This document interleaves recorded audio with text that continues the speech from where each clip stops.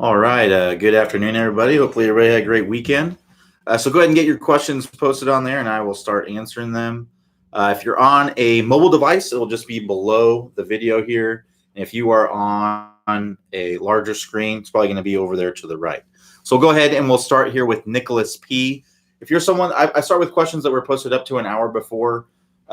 So Nicholas's question was posted at 4:01, so that's the one I'm going to start with. If you're on here, so John V or other people, if you're on here waiting to see your question get answered, go ahead and just repost your question in there and I'll get to it. So Nicholas P says, do you personally advocate doing the 20-minute distance fix before work on other technical areas?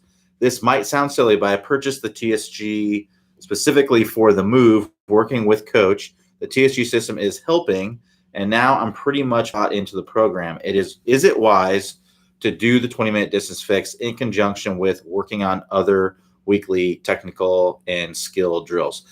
Yes. So basically, it's not a one size fits all for everybody, but in general, I would say yes, it's completely fine, because what you're doing in the 20-minute distance fix is you're doing mostly speed training. And in fact, a lot of what's in the 20-minute distance fix is also a part of the Top Speed Golf system. So, for instance, the first drill, the first main drill, the catapult drill, that's going to be all about increasing your range of motion. So, getting a bigger shoulder turn in the backswing. So, doing that in conjunction with the 20-minute distance fix when you're swinging as hard as you possibly can, that's essentially the same as working on the power turn. For instance, that's from the Top Speed Golf system. That's one of the pieces of the Top Speed Golf system. So it's kind of a shortened, or the power turn section from the website. That's a way that you can go through the section. There's 3 levels there, and you can make it second nature. It takes time to make things second nature, and so that you don't even have to think about it. It just happens. The 20-minute distance fix, you're going to be working on it for one time on one day, basically. And that's not gonna make it so that it's second nature. It's gonna get you to where you're able to do it right then and there, and maybe you'll be able to do it more in the future. But in order to really make that second nature, you want to go and do that. So if you go to the 20-minute distance fix and you do the catapult drill and you see huge gains from that, then you're definitely going to want to go to the Top Speed Golf system and work through the power turn course, so that becomes second nature, so that you just do that. You don't even have to think about it. Now, there are also the boomerang drill, the grip ripper drill. These are essentially lag drills in the course. So if you see that you get some really big gains from those, you may want to go after you go through the 20-minute distance fix. You may want to do it in conjunction with it as well.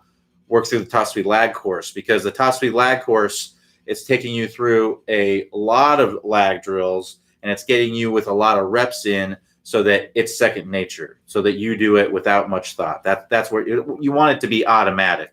So just doing the drill in 20-minute distance fix is not going to make it automatic. It's going to help you to where hopefully you can get into the position and be able to see the kind of gains that you can make from doing that.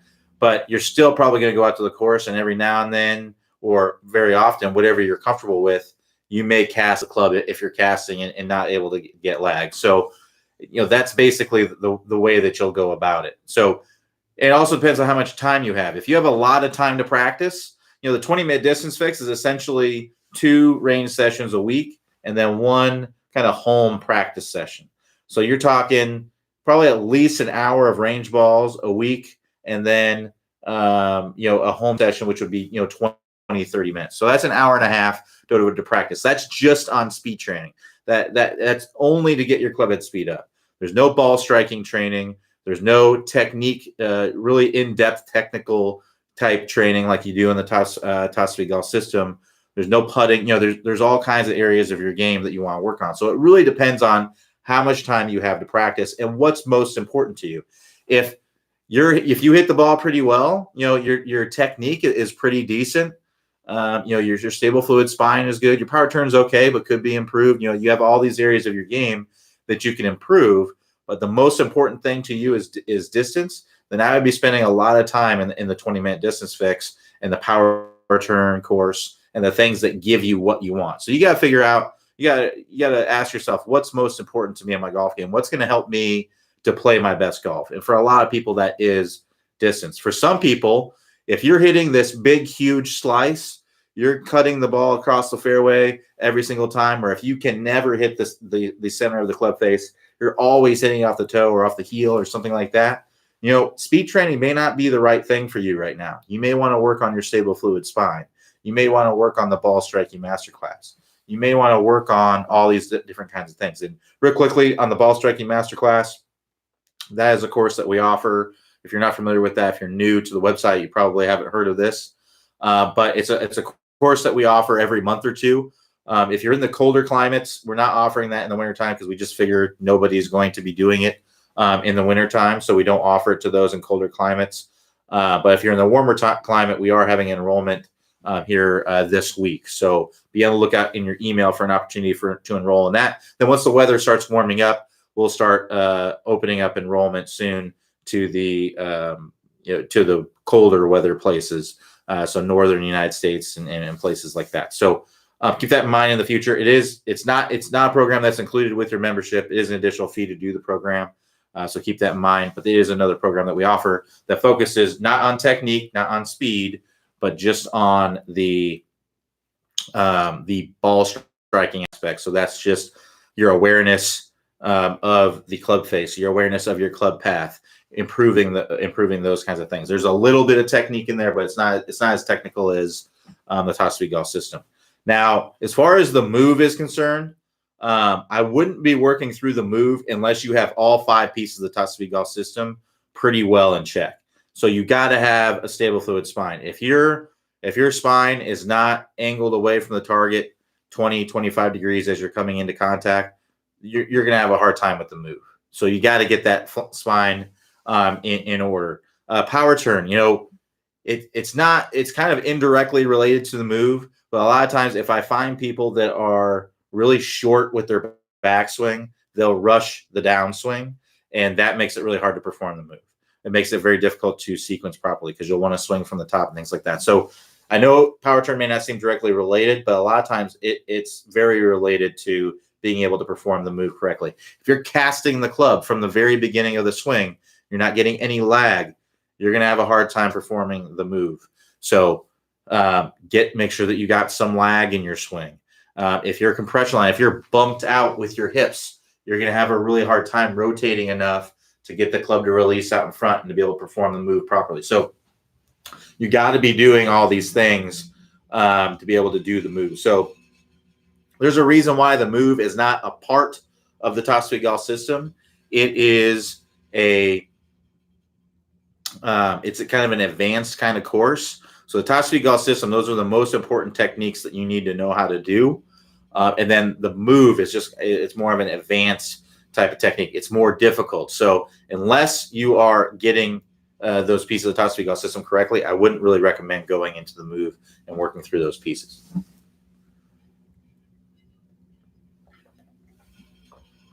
All right. So Larry T says, is the max club head speed for long irons expected to be about the same as for the driver? And if not, why? No, your club head speed is typically going to be lower with your with anything that's shorter than your driver. The reason is, I can just show you the difference between, I don't have a driver in here right now, so I have a wedge right here, and I have like a 3-iron, okay?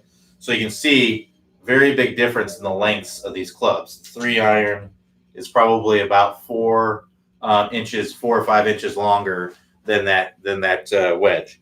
So I'm going to be able to swing this club typically faster because it's longer. So if you think about, you have a fan blade spinning around, right? So the tips of the fan blades are moving faster than the inner portions of the fan blades. So that's why the club head of a iron or a longer iron or a driver is going to move faster than a club that's shorter than it. Now, that's not always the truth. If you have a driver that doesn't quite fit you right, and because I've seen this all the time. In fact, we just had somebody at the distance clinic who came in. They're swinging their 5-wood just as fast as they swing their driver. Well, that means that their driver probably isn't fit for them correctly. That means that they don't have the proper weight of club. They don't have the proper length of club. It's just not set up properly for them. They should swing their 5 or their driver faster than their 5 wood because the length of the club is longer. So that's typically that's what you're going to end up with. So the main reason why is because of the length of the club. Is why you'd be able to swing those clubs faster. All right, so let's go to the next one. Nicholas D says, as part of variability training, would you suggest moving the ball away and forward and way back? Whoops. Sorry, a question came in and it bumped your question down. So let me try to read that again. So Nicholas D says, as part of variability training, would you suggest moving the ball way forward and way back in your stance to help proper ball striking before the divot? So yes. So basically, when you're working on, that'd be a good way to find what the best ball position is for you. And if you're not familiar with what variability training is basically just going from one extreme to the other. And what that does is that gives you an overall better sense of where the middle is, where the middle ground is, because you're going to be somewhere in there. If you go to both ends of the extreme, you're going to be somewhere that you're the place where you're the best is going to be somewhere in the middle of that. And it also gives you a better awareness of where that point is. So for example, Nicholas D's case here, if he was looking for what his best ball position was, if you're not sure if I should have the ball more forward in my stance or more back in my stance, what I'd recommend doing is put the ball way back in your stance, like basically off your back foot, and hit a few shots. And then I would I'd move it one ball forward of that, hit a few more shots. Move a ball forward of that, hit a few more shots. And I would keep doing that, keep progressing that forward until that ball is on my very front foot, and see what kind of happens with my ball flight. What's going to happen is, or see what's going to happen with my golf swing and what the result of the golf shot. What's going to happen is somewhere in between those is you're going to find what the best place was. And that's basically where you should play the ball. If you're better with that ball in the middle of your stance, then that's where you should play it. If you're better with that ball 6 inches ahead of that, then that's where you should play it. Now, if that is the case, there's probably some things that are going on in your swing that's maybe not the best thing that's making that better for you. Maybe you're really sliding forward or something like that to make that better. But that's basically how you do variability training. Really, what variability training is used best for is for if you're wanting to work on divots.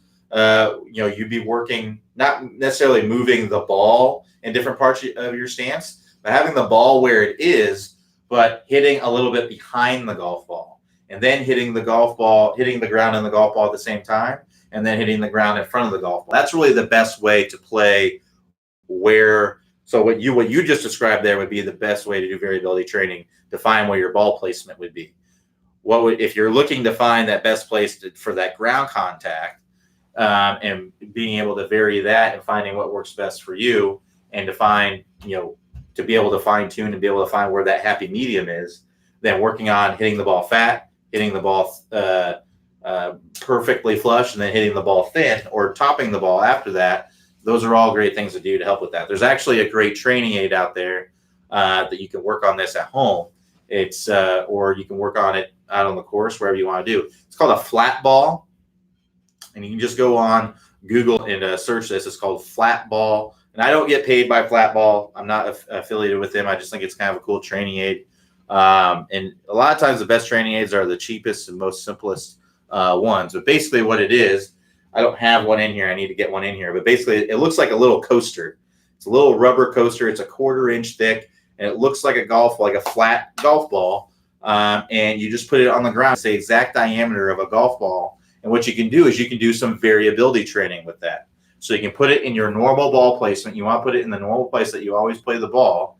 And for the first repetition, what I'd recommend doing is I would try to come down, hit the ground before the flat ball, and then miss the flat ball. So in order to do that, you're going to have to kind of fall back and try to hit that ground before, and then work up there. So it's only a 1/4 inch thick. So you're going to have to exaggerate that a little bit, but you're going to be able to make that happen. Then you go till you're successful. If you come down, you miss the ground, then try again. If you come down, you hit the ground, but then you hit the flat ball, that's a failure. So you got to try again. So you got to think about, okay, what did I not quite do right to make that to get that happen? Did I not fall back enough? What am I doing to make myself not be able to get that? So once you're successful, then you'll move on to the next rep. So the next rep might be flushing the flat ball. So coming in, hitting that flat ball right where it meets the turf. And this is best done off of a mat so that the flat ball can lay flat on there. You can do it off of grass. It's just a lot easier to do it, or a lot better to do it on the mat. And then, so you keep on going. If you hit a little bit fat, that doesn't count. If you thin it or top it or whatever, doesn't count. You got to go till you're successful. And then the next rep would be coming down. If this is the flat ball, coming down, hitting the top of the flat ball and coming through. You go till you're successful. Count how many reps it takes you. Then you can go the last rep. You can do another one where you miss the flat ball, hit the ground in front, and then go into the full finish. So you count how many reps it takes you to do all of those successfully. And now you're playing a game against yourself. You can basically try to beat your score. So let's say it took me 15 shots to get those 4 successful shots. I'm going to beat that this time. I'm going to try and compete against myself and get my competitive juices going, and I'm going to try and beat that score. So that's a really great drill to work on if you're looking to work on your divots or things like that. If you're working on depth of divot, you can try to hit one that's really deep, try to hit one that's like a medium divot, and then try to hit one where you're just barely like you're just picking it off the turf. That can help you to improve your divot depth or things like that, to understand what you need to do to get that right position coming in there. So that's basically what a better version of variability training would be. All right. So Dave P says, I'm aware that predictable distance for short irons can be gauged by the length of the backswing, 7, 9, 11 o'clock, etc. Should the shoulder turn still be the full 90 degrees while limiting the arm lift and these less than full shots? No, your shoulder turn is going to match whatever length of backswing you have. So if I'm just taking a 9 o'clock swing, like I'm not turning my shoulders fully and then just bringing my arms to there, right? If I'm taking a 9 o'clock swing, I'm taking wherever my shoulders need to be when I take a 9 o'clock swing, and that's where I'd be. If I was taking an 11 o'clock swing, I would turn my shoulders more, right? So the shoulders still turn, but they turn with whatever distance you're trying to hit the ball. If I was trying to hit a 7 o'clock swing, I wouldn't do a full shoulder turn and then just have my arms down here. I wouldn't go like this, right? It's going together with the club. So I don't know if that quite maybe I'm not understanding your question correctly, but your shoulder turn is going to be directly related to how far you're bringing your arms back and things like that. So Larry T says, what speed should I expect from a 7 iron? It's hard for me to say. It's impossible for me to really know. It depends on, it's impossible for me to know. I will tell you the tour average is probably somewhere around 95 miles per hour for a 7 iron. I can look that up for you. If you're ever curious about the tour averages on stuff, you can look it up.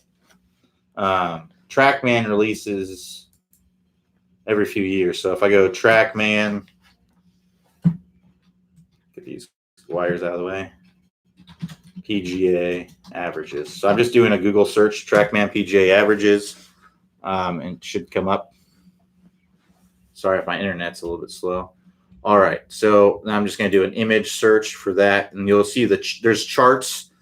So I got the 2019 chart right here. All right, so let's take a look at it here. If it'll bring it up. Sorry, for some reason my internet's being a little bit slow today, or my computer is. All right, so 7 iron is club head speed. The average 7 iron club head speed for a tour player is about 90 miles per hour. If your club head speed with the driver is below 113 miles per hour, which is what the average club head speed for PGA Tour player driver club head speed is, you should probably expect that number to be lower than 90 miles per hour.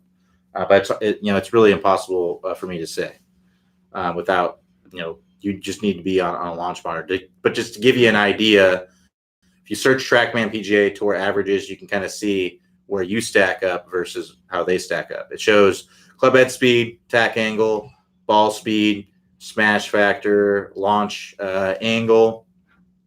What else does it show? Spin rate, max height, land angle, and carry distance. So just if you want to see that information, all you got to do is search the word TrackMan PGA averages, do an image search for that, and you'll see all the charts. They also have the LPGA, if you want to take a look at that. 7-iron average for an LPGA player is 76 miles per hour. So if you're curious and wanted to see what it was, you can check that out on there. All right. So Jeffrey C says, I don't always have access to a driving range, so I purchased a net and mat that I've used in my basement. When I practice, the mat always turns, and sometimes the mat shifts a lot during my transition. I plan to secure the mat somewhat, but my question is, why is this happening? If I'm moving that mat, I would assume this would be the same as having a foot slip when outside. No, it wouldn't be the same as having a foot slip. If you're moving it, not necessarily anyway. I mean, it could be, but that's not necessarily why you're moving the mat. So basically, you're connected to the mat, right? So your feet are your connection to the ground, and they're on the mat. So if the mat is on something that is slippery, then when you are turning, you're putting force into the ground. You're putting shear forces into the ground. It's not just straight down into the ground. When you're turning, if I turn on my, let me get back to my camera view here. So if I'm turning my hips, which you should be turning your hips in the swing, if I'm turning my hips, I'm pushing down and out away from me. So basically, if I had, if I was on ice, right? Imagine swinging on ice, right? If you were on ice and it was really slippery, imagine what would happen if you were on ice. If I was turning, my foot would slip going that way, right? And then in the downswing, my lead foot is now pushing because I'm starting to rotate my hips that way. My foot is pushing out that way toward what would be, if this is 12 o'clock on the clock, that would be toward 10:30 on the clock. Then my foot would slip out that way. So it doesn't necessarily mean that you're slipping your feet. It just means that you're on a slippery surface, and the forces that you're putting into the mat are making the mat move around. So I would say it's probably fine. It's hard for me to know without seeing your swing, but I would say it's probably fine. I've had the same situation before. I had a mat that was in my garage, kind of a slippery concrete floor. And what I did is I put Velcro on the bottom of it. So I put Velcro on the floor, Velcro on the bottom of the mat, and stuck it on there, and it stuck fine. I didn't slip anymore. So that's something that you can do, and then you can add and remove it when you need to. I've seen people put 2x4s around their mat and secure that to the floor. But if you don't want to put something permanent on your floor, then that may not be the best bet. But that's also an option that you can do. All right, so let's keep moving forward here. And if you got some more questions, go ahead and post them on there. All right, so Dave P says, you got it right on the shoulder turn. All right, cool, yeah. And then Jeffrey C, great idea on the Velcro. All right, cool. So, yeah, that's why I had the same setup and put Velcro on mine. So yeah, you can just get that like Menards or any hardware store probably has some Velcro. All right, so yeah, we got about 35 minutes yet left here. So I see there's a lot of people in the office hours today. So go ahead and ask your questions. I do have to go right at 6, so please don't wait until the last second to ask a bunch of questions, because unfortunately I won't be able to answer every single one of them. So Jim G says that I missed his question, so I'll go back. It's possible that I may have accidentally went over one. Oh, yep, so I did miss one. All right, so Jim G says, pros tend to lower their heads both during backswing and especially during the downswing. Is this lowering mostly from the upper body, the lower body, more bend at the hips and knees, or a combination of both? It's a combination of everything. So their knees are bending. So as they're going up to the top, they're bending over at mainly as they're going up to the top. Any lowering is actually coming from side bend. So it's from going like this. So if you watch, if I don't have any side bend in the swing, in my backswing, my backswing just looks like this, right? So I got to have side bend in my swing. So if you look at it from this angle, if I don't have any side bend, it just looks like this, right? So now I have to get side bend. I'm crunching into my side here as I'm going up to the top. So that's that side bend. You're going to feel it in your obliques here. So that's part of where you're going down. Part of it is a little, might be the head going down a little bit, the neck at the neck. So there's all kinds of joints. There's the knees. You're going to be kind of loading up in that knee here. The knees going down a little bit, bending over at the waist a little bit, and getting that side bend, getting the shoulders steeper as you're going up to the top. So that's where it's coming from. The downswing, it's the same thing. Now in the downswing, we're loading up, where I'm bending into I'm kind of squatting down into the ground a little bit. In the downswing, in the beginning of the downswing, it's mostly from that dropping of the hips. So it's that lateral movement and the squatting of the leg. So you can't really see that, but my leg is bending down. That's where I'm getting down lower. So you see here I am at the top, and then I'm starting down. That's from bending in that lead leg. And then again, as I'm coming through, I'm bending into my side as I'm coming through, and that's allowing me to get even lower in the downswing. So it comes from a lot of areas. It's not just bending over at the waist. It's not just bending at the knees. And the backswing, it's mostly from the side bend as you're going up to the top. But it comes from other areas as well. It comes from bending over at the waist and side bending. Some of it comes from a little bit from the knees. Some of it could come from the waist as well. And then the downswing, it's mostly going to be in that lead leg bending down. So I'm here, and then I'm getting that lateral shift. I'm bending into my lead leg. And then at a certain point, I'm stopping as I'm coming down. I'm not lowering anymore. As I get to about waist level, I'm not lowering anymore. Typically what you're going to see, once I get about right here, I stay pretty level and I don't raise up.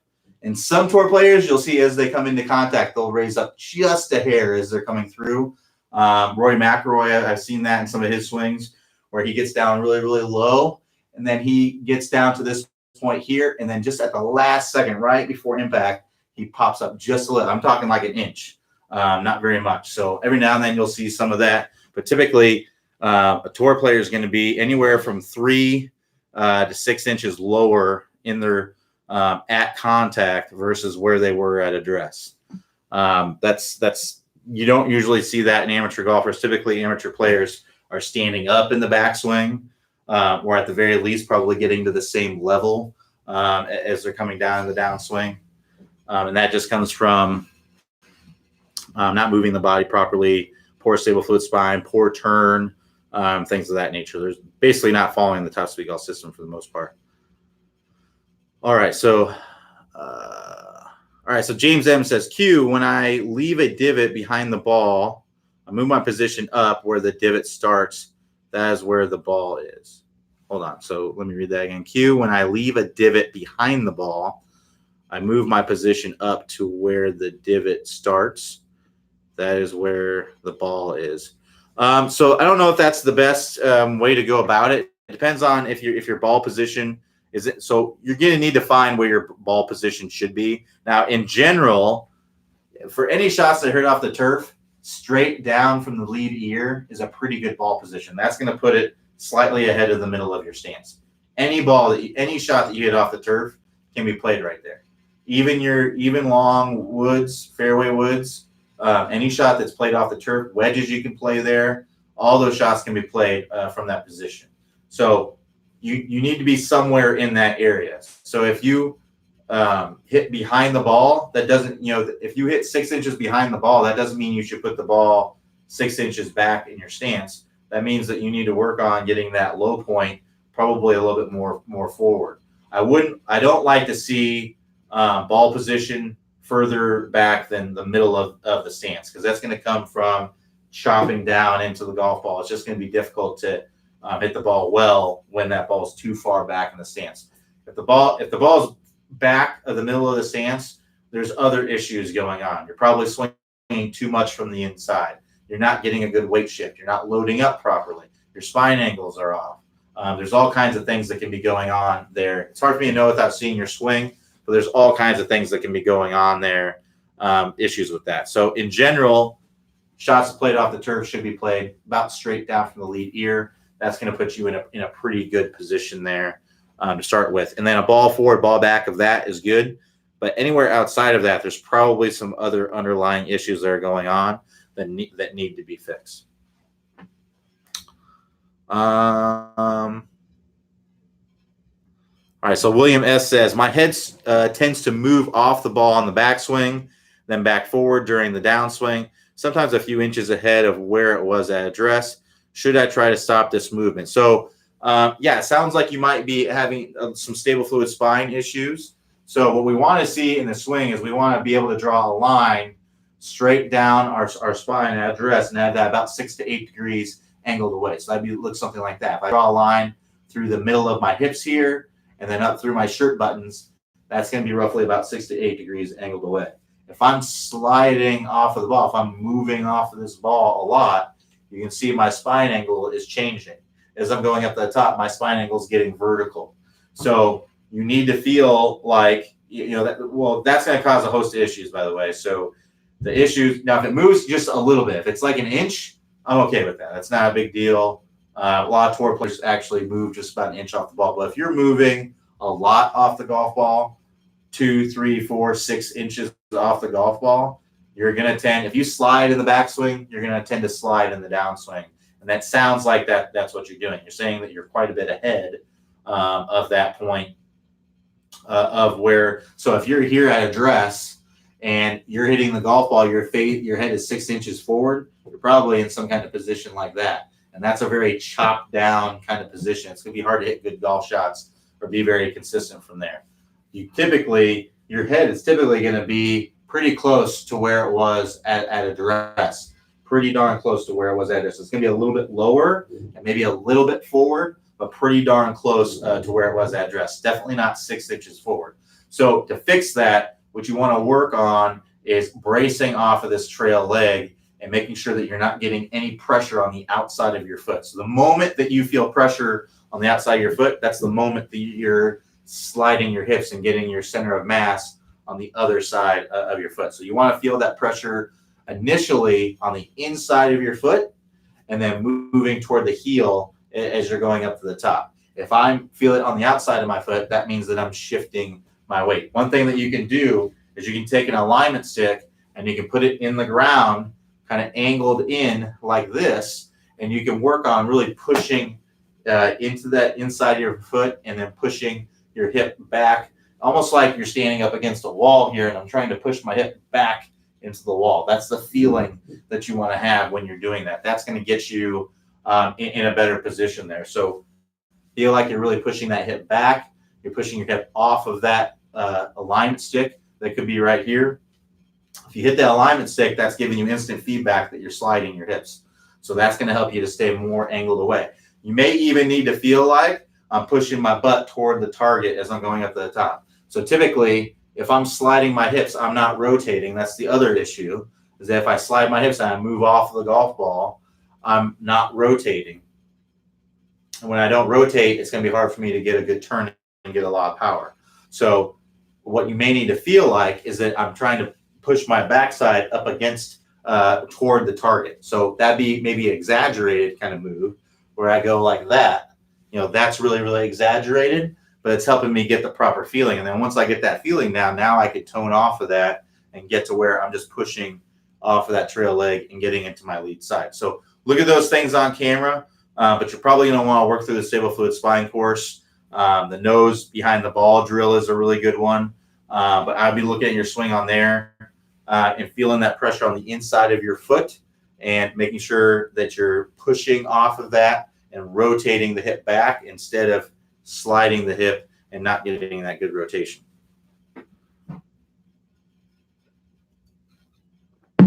All right.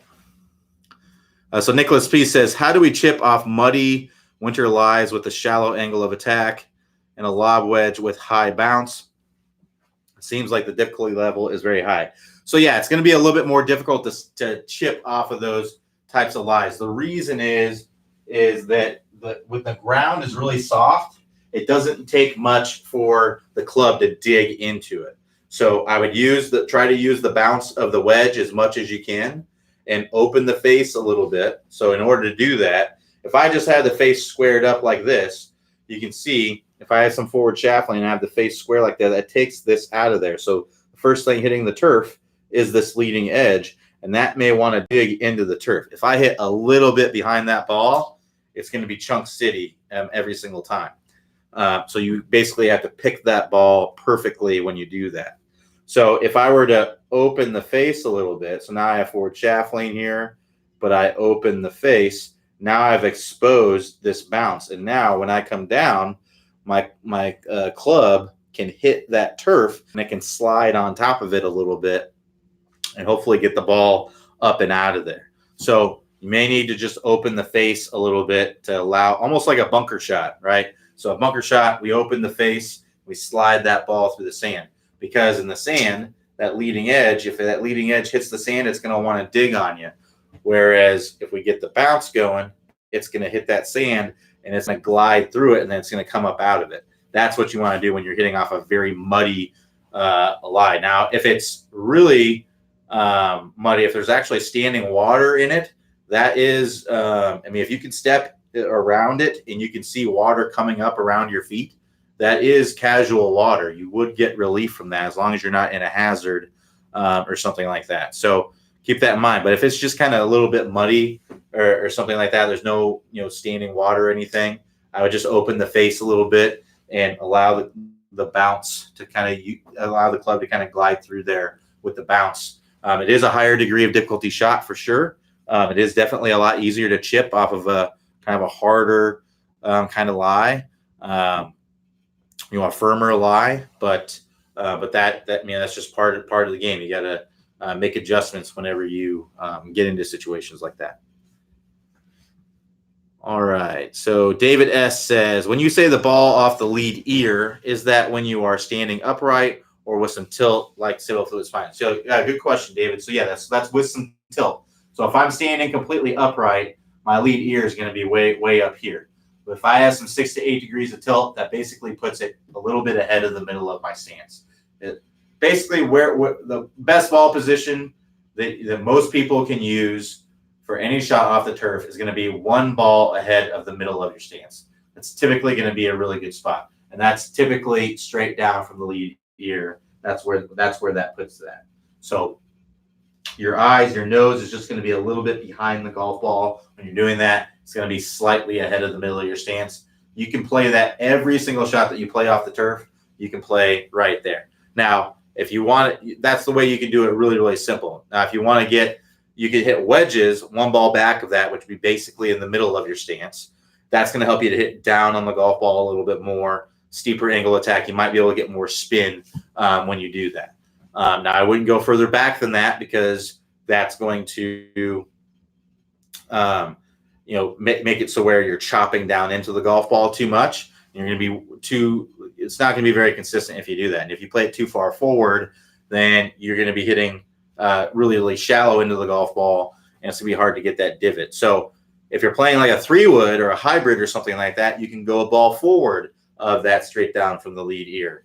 That's going to help you to come in a little bit more shallow. That may help you to get the ball higher up in the air when you're coming through there. So, but you don't want to go so far forward because then the club may come down, bottom out, and then work up into the ball. And you're going to hit a lot of thin shots and things like that when you do that. A big issue that I see is a lot of people play like their 3-wood when they're playing it off the turf. They play it in the same position that they would with their driver off of a tee. When it's on the turf, we can't hit up in the golf ball. The reason why we play it forward in our stance off of a tee is because we can hit the ground's not in the way as much. I can actually have that club bottom out, and then work up into the golf ball.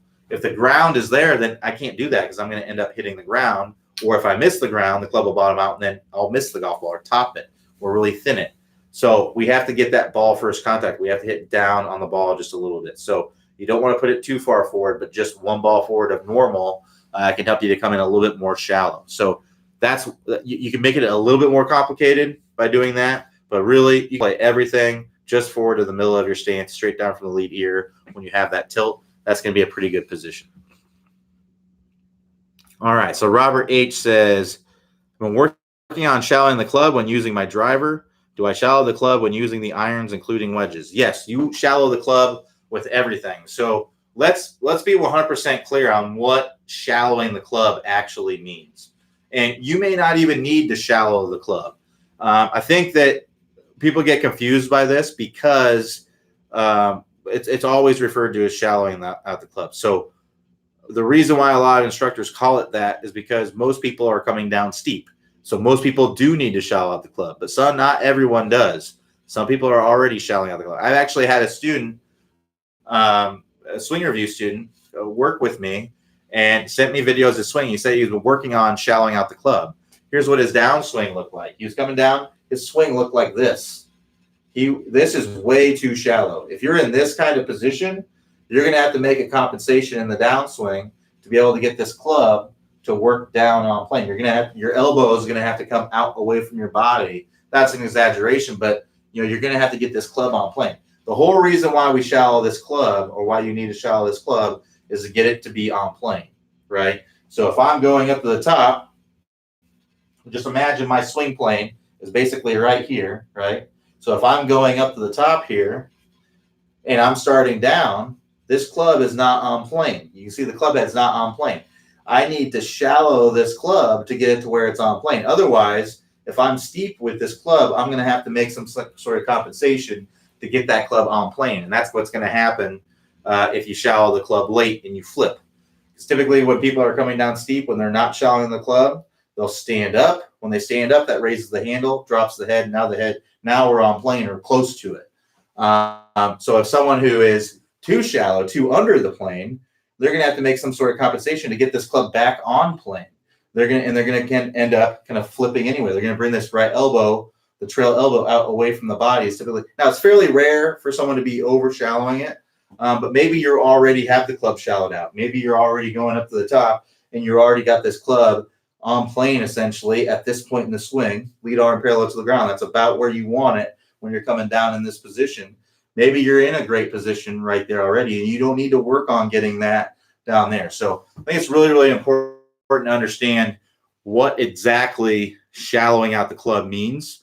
All it means is in the transition, when you're going up to the top and when you're coming down in this transition movement, I'm getting the club head back on plane.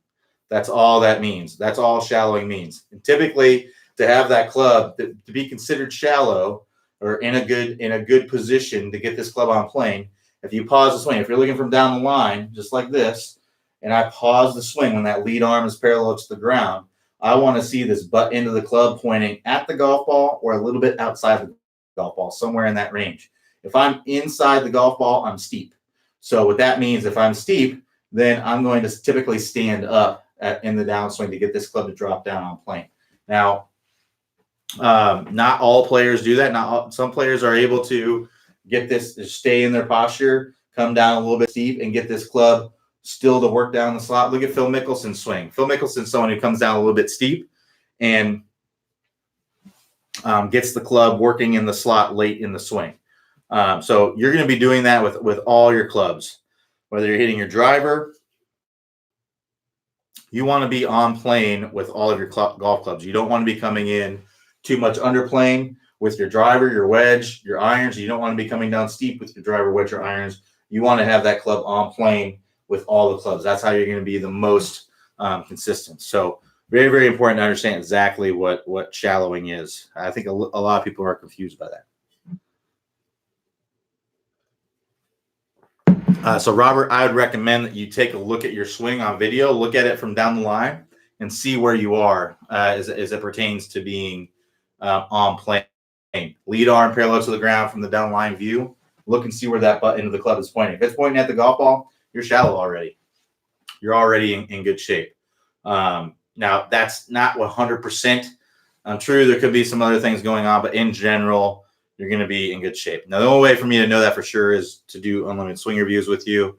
But in general, if you have that club pointing down at the golf ball, a little bit outside the golf ball, no more than a foot, I would say, then you're in a pretty good position right there. You have the club shallowed out, right? It's on plane.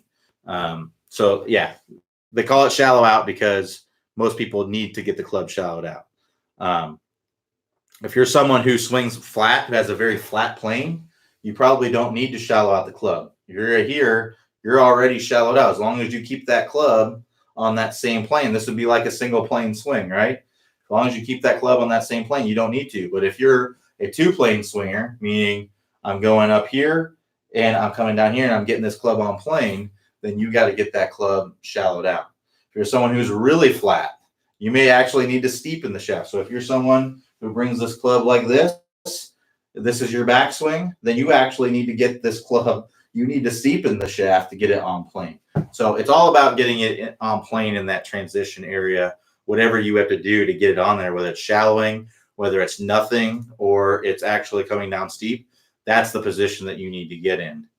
Butt into the club, pointing down to the golf ball, a little bit outside, lead arm parallel to the ground in the downswing.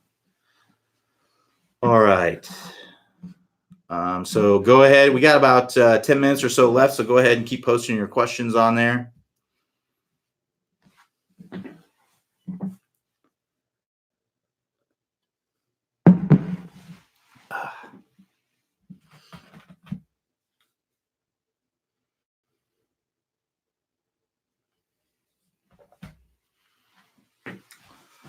So Larry T says, is forward shaft lean always appropriate?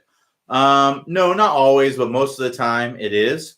So the bunker, hitting a shot out of a bunker, it's not appropriate to have forward shaft lean. And the reason is we're doing everything in our power to get this bounce exposed so that the club can glide through it.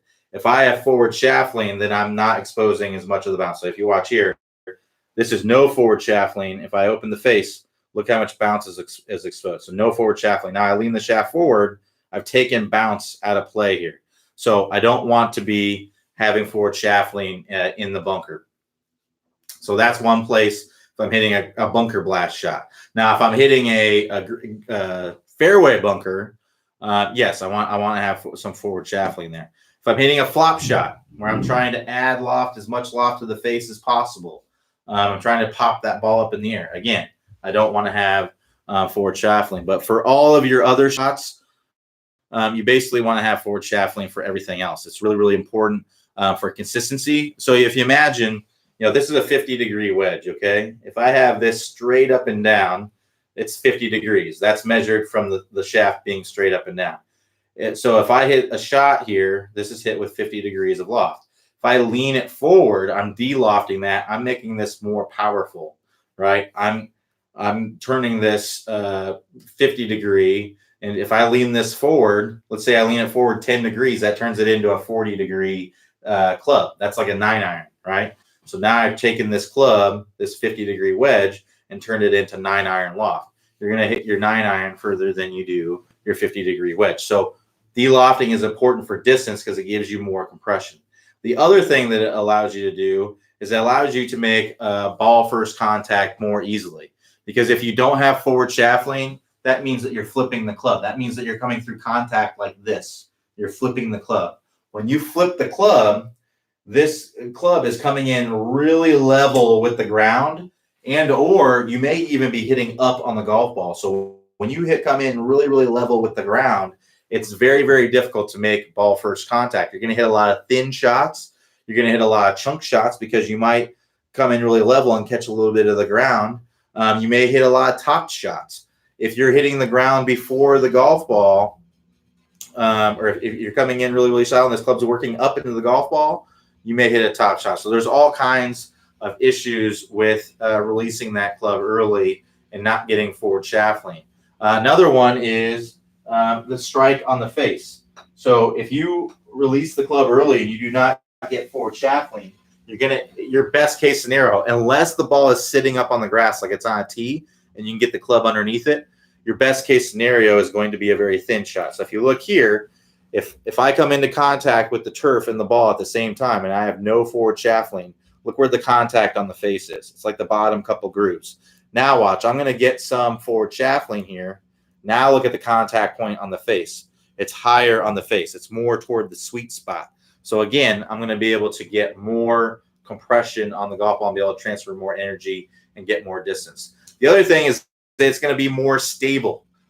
So imagine if I have the force, which is your hands, what you're putting into the grip is the force, and that's leading the mass, which is the head. That's what you want to have. If I'm dragging this club head around along the ground, it's just going to go right in line with my force. It's going to be very stable. Whereas if it's the other way around, and I've got the mass leading the force, and I'm pushing this forward, it's going to be all squirrely. It's going to go all over the place. So that's also what's happening. It's not as stable through contact. So all kinds of reasons why you want to have forward shaft lean.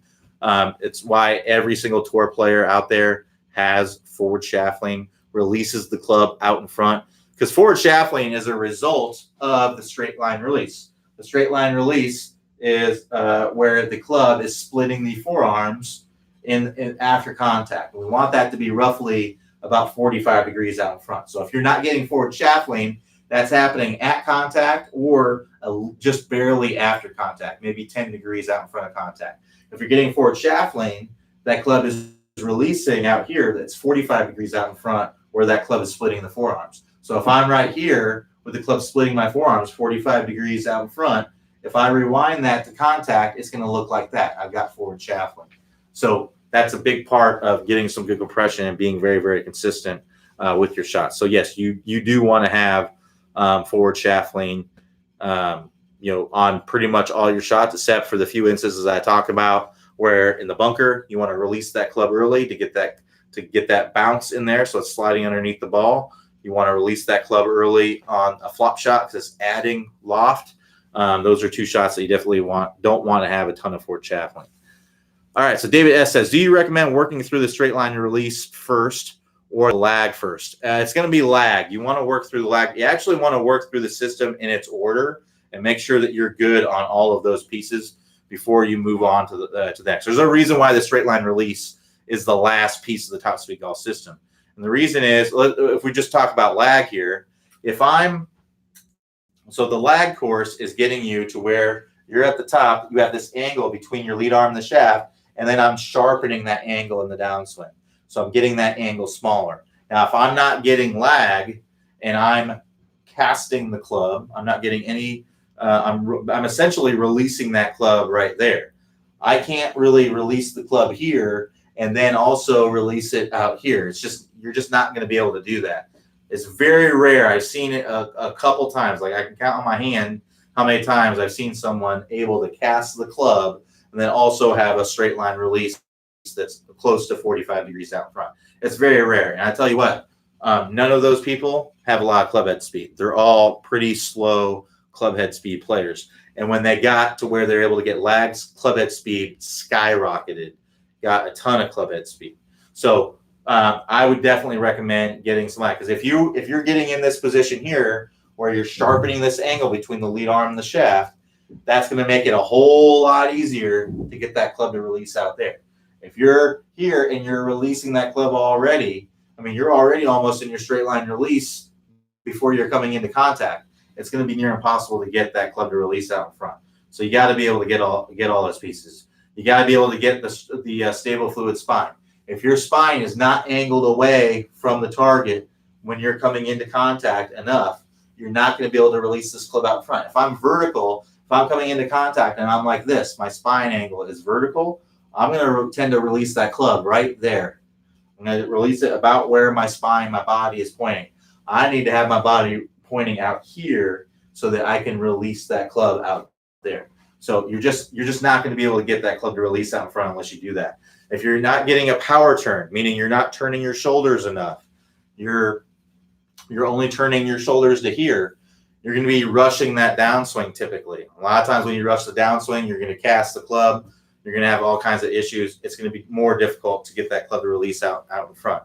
If you're a compression line, we just talked about lag, but let's go on to the compression line. If you don't have your compression line, which the compression line is the line that goes from your lead ankle, lead hip, and lead shoulder, and we want that all to be in a straight line, slightly angled away from the target at contact. That's what we're looking at. So if I'm like this with my compression line, meaning I'm bumped out with my hip and I'm not rotating, I can't get that club to release out there. I'm going to want to, my hips aren't rotating. I'm going to want to release it right there at the golf ball. So you got to get all the pieces of the top speed golf system before you move on to the straight line release. It's a common mistake that I see because people look at their swing and they see, oh, my COO fluid's fine. You know, it's not exactly what they're saying, but I mean, it's angled away a little bit. It's fine. And then they'll look at their power turn and then they'll see, well, yeah, I'm getting a 90-degree turn. That's enough. And then they'll look at their lag and they'll see, well, I'm not really casting the club a ton, but I'm not really generating. I'm just coming down like this. So it's just a little bit of casting. So that's not the biggest issue. It's a completely understandable thing to go to, where they look at their compression line and say, well, I'm bumping out a little bit, but not that much. All these things kind of add up, and it's going to make it difficult for you, if not impossible, for you to get the straight line release when you do that. So you got to make sure that your spine angle is good, the power turn's good, the lag is good, the compression line is good. Make sure that all those pieces are in perfect working order. Otherwise, man, you're just going to make it tough on yourself to get that straight line release. Like I said, or impossible. It might even be impossible for you to get that straight line release unless you fix those pieces first. So that's what I'd recommend doing for sure. Hold off on that straight line release course until you start getting some lag in your swing. So, all right, so we got 1 minute here or a couple minutes left. If you got any last minute questions, go ahead and post one on there. I'll take one more before I head out if you get it on here before the next couple minutes. I do have to go right at 6. So one more quick question if you got it, and then we'll be back here tomorrow. And that's going to be 9 a.m. Eastern time. All right, last question here from Nicholas D. Says, on a compressed iron strike, should the bounce of the club head be making a thump when hitting the ground? It would sound more pronounced on a mat. Is it a thump, an indication of an early release? The only way, if you're looking for an early release, you got to look on video to see if that's happening. So use an analyzer app like V1 Golf and see if you're releasing the club early. You got to video your swing, folks. I know it's kind of a pain in the neck to do it, but you got to video your swing. You can't just guess based on feedback that you're getting from your body and everything else, because feel isn't always real. What we feel is happening isn't always the reality. The camera is not going to lie to you. So get the camera out, get your phone out. It's the best training aid you own. I guarantee it. It's your phone with the video camera, the slow motion camera. It is the best training aid you own. So you use it to your ability. Use an app like V1 Golf or other swing analyzer apps. We're not sponsored by V1 Golf or anything. We just use it for swing reviews and stuff like that. I use it. I like it. I think it works fine. But yeah, some people don't like it. You can try a different app if you want. But yeah, use an app like that. As far as how the bounce is working, it's not working at contact typically. Typically, it's working as you're coming through, as you're actually hitting down through the divot and it's coming out. Really depends on how much forward shaft lean you have.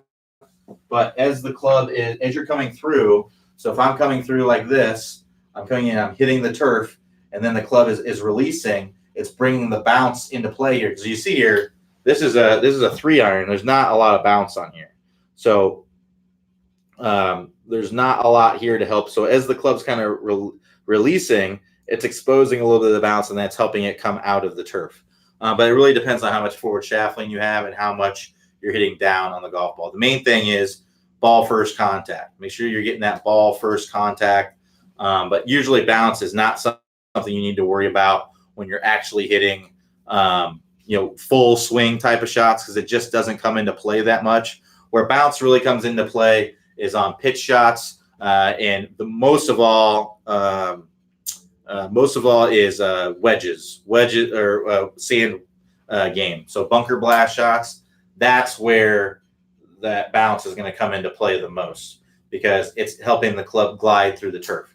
Now, like a pitch where you open the face a little bit to expose some of the bounce, again, that's gliding over the top of the turf there. That's where the bounce comes into play. But a full shot, that leading edge is hitting the turf, and that bounce really isn't coming into play until it's into the divot, until you're like in the middle of the divot, and then the bounce starts to come into play, and as it's releasing. So I wouldn't be worrying about it on those full shots for sure. A thump, all that means is that you're probably taking a divot if you're hitting off of a mat.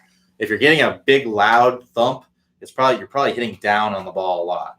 So you can try reducing the amount of that thump a little bit, trying to get a little bit of a skim and see if that helps your ball flight, see if that helps you get a little bit better ball flight and not so much chopping down into the golf ball. But tape your swing. If you want to see the release, you got to tape your swing. All right. Thanks for joining me today. Doug C says your insight is amazing. Oh, thanks, Doug. Appreciate that. All right. Well, thanks, everybody, for joining me today. Everybody have a good rest of your evening. Like I said, I'll be back here tomorrow, 9 a.m. Eastern time. Until then, have a good one.